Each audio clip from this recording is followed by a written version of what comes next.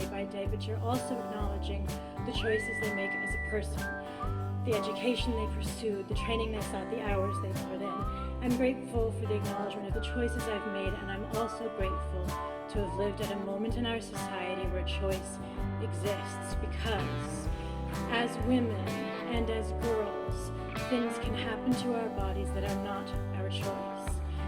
I've tried my very best to live a life of my own making, and not just a series of events that happened to me, but one that I could stand back and look at and recognize my handwriting all over, sometimes messy and sprawling, sometimes careful and precise, but one that I had carved with my own hand, and I wouldn't have been able to do this without employing a woman's right to choose.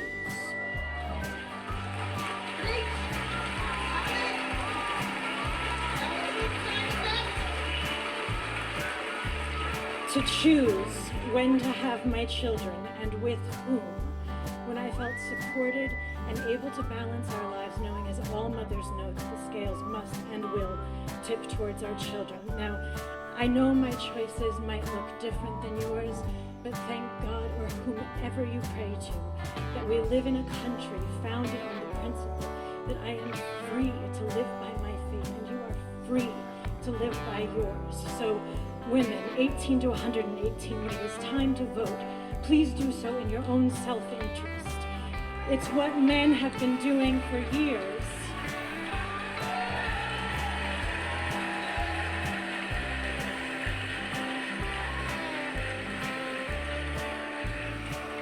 It's what men have been doing for years, which is why the world looks so much like them. But don't forget, we are the largest voting body in this country. Let's make it look more like us. Tommy and Matilda, I can't wait to come home to you.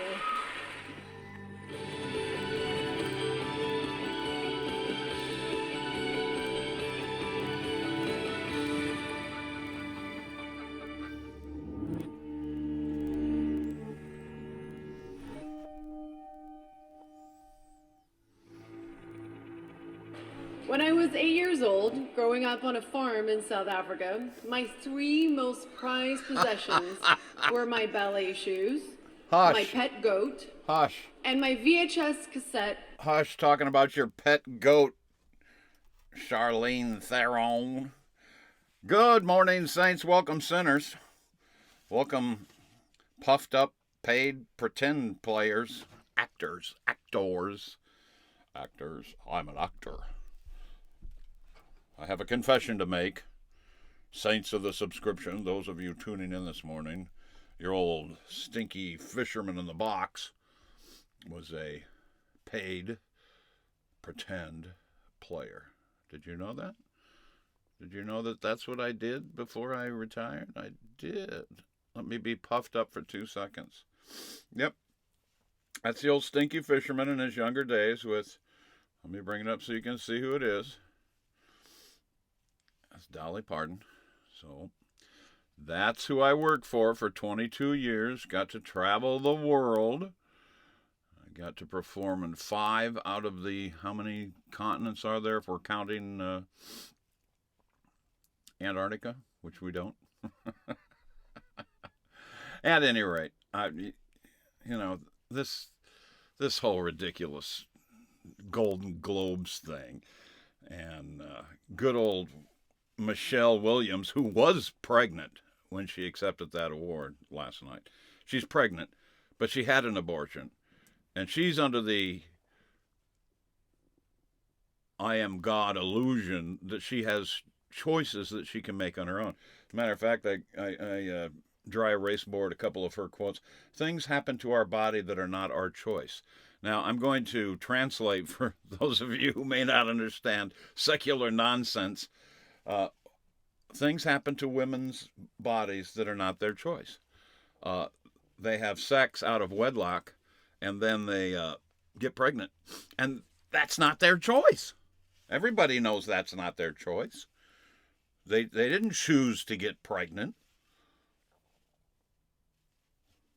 Don't do that, and you won't get that. What a bunch of nonsense. Anyway, that was one.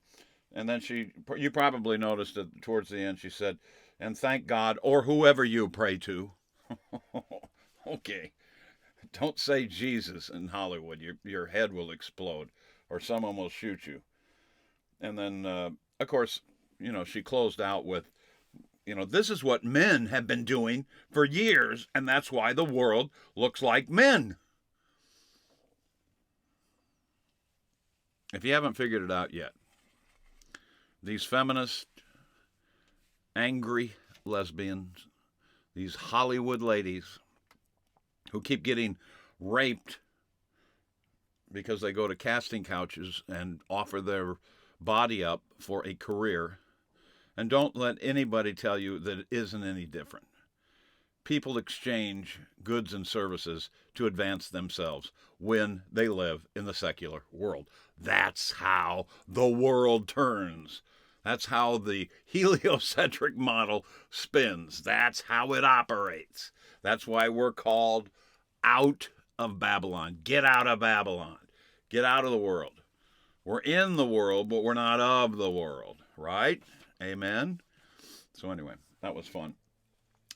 But it did, and here's what I would like someone to have said. I watched a couple of these to decide which clip to show. They gave Tom Hanks some sort of award, and I'm telling you what, this guy just continues to be goofy. I thought I drug a couple of photos. He's got that Bill Clinton mouth hanging half open thing now. I don't know whether it's the monarch mind control thing, or whether his controller or handling got the pause button on Tom Hanks. Put it on play. Tom Hanks is frozen. Anyway, it was a nonsense, and he just stood up there and rambled, and then he got all emotional because of his family. How could they put up with him being away all the time? Good example to be a strong man, Tom. What a goofball. What a Hollywood knob. But anyway, the great thing was, it would have been nice for someone to stand up there and say, I've been given a gift from God, and I have used it to bring glory to him, and I'd like y'all to do the same. Now, there are a couple out there in Hollywood who do that. I think Chris Pratt's trying, but come on. That ain't where your theology is in Hollywood, California. So that's just the bottom line on that. Oh, and by the way, welcome. Good morning. Get your cup of coffee. Welcome to the Critical Christian Crowd. I am your lay leader, Lon Linky, and I am live this morning